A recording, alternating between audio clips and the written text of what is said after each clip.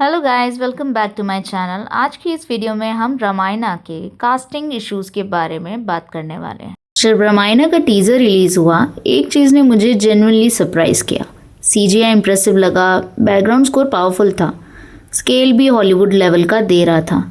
लेकिन फिर स्क्रीन पर रणबीर कपूर आए और कुछ फैंस को लगा कि ये राम लग रहे हैं या बनी। जी हाँ, चलिए मैं आपको कुछ कमेंट्स दिखाती हूँ।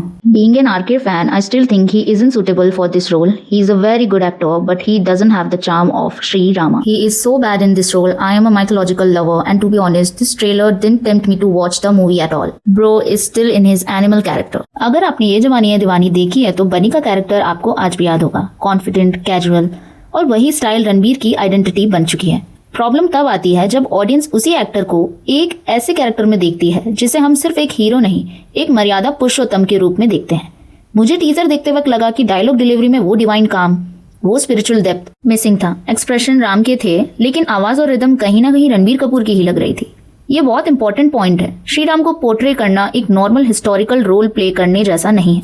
ऑडियंस सिर्फ एक्टिंग जज नहीं करती, वो ग्रेस देखती है, वॉइस में शांति फील करती है और बॉडी लैंग्वेज ऑब्जर्व करती है। इसलिए रामानंद सागर के अरुण गोविल आज भी लोगों के दिल में हैं।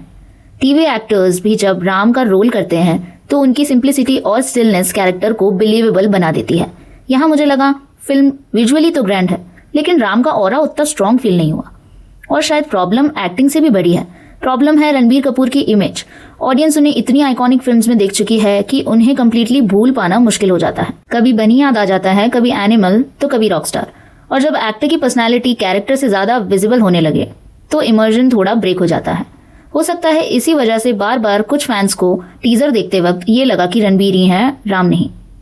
अब एक फेयर पॉइंट भी है, ये सिर्फ टीजर था। हो सकता है इसी वजह से ट्रेलर देखते वक्त कुछ फैंस को रणबीर ही दिख रहे थे, राम नहीं। और अब फीमेल लीड्स की बात करें तो रकुलप्रीत सिंह एज सुरपनखा पब्लिक को काफी पसंद आई। उनका ग्लैमरस अंदाज पब्लिक को पसंद आया। दूसरी साइड बात करें साई पल्लवी की तो कुछ लोगों को साई पल्लवी एज माँ सीता पसंद नहीं आई। चलिए इससे रिलेटेड कुछ कमेंट्स देखते हैं। She is not pretty at all. Wrong choice for Sita Ma actress. Surpanka is better than Ma Sita. See, nobody is saying that Sai Pallavi is a bad actress. बिल्कुल नहीं, उन्होंने अपने करियर में phenomenal performances दी हैं।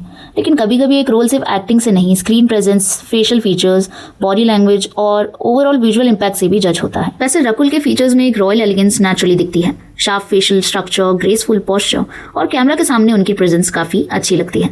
इसी वजह से माता सीता जैसे रोल के लिए लार्जर देन लाइफ कैरेक्टर में वो विजुअली बहुत कन्विंसिंग लग सकती थी। अब यहाँ एक इम्पॉर्टेंट बात भी है, परफेक्ट लुक होना और परफेक्ट परफॉर्मेंस देना दोनों अलग चीजें हैं। हो सकता है कोई एक्टर विजुअली परफेक्ट लगे लेकिन इमोशनली कनेक्ट ना कर पाए, और हो सकता है कोई एक्टर पहले ट्रेलर में कन्विंस ना करे लेकिन फिल्म रिलीज होते ही सबकी सोच बदल दे। इसीलिए सिर्फ अपीयरेंस के बेसिस पर किसी एक्टर को जज करना भी अनफेयर होगा। वैसे रकुलप्रीत सिंह डेफिनेटली एक इंटरेस्टिंग चॉइस हो सकती थी, लेकिन फिल्म देखने से पहले किसी एक्टर को फाइनल वर्डिक्ट देना भी सही नहीं होगा। और हो सकता है साई पल्लवी अपनी परफॉर्मेंस से सबको सरप्राइज कर दे, और अगर ऐसा होता है तो इससे अच्छी बात और क्या होगी। अब आप बताओ, अगर आप कास्टिंग डायरेक्टर होते तो सीता के रोल के लिए आप किस एक्ट्रेस को चूज़ करते? रकुलप्रीत सिंह, साई पल्लवी या फिर कोई तीसरा नाम? कमेंट्स में ज़रूर बताना। और अगर आपको बॉलीवुड की ऐसी डीप एनालिसिस वीडियो पसंद है तो चैनल को अभी सब्सक्राइब करें। मिलते हैं आपसे नेक्स्ट वीडियो में।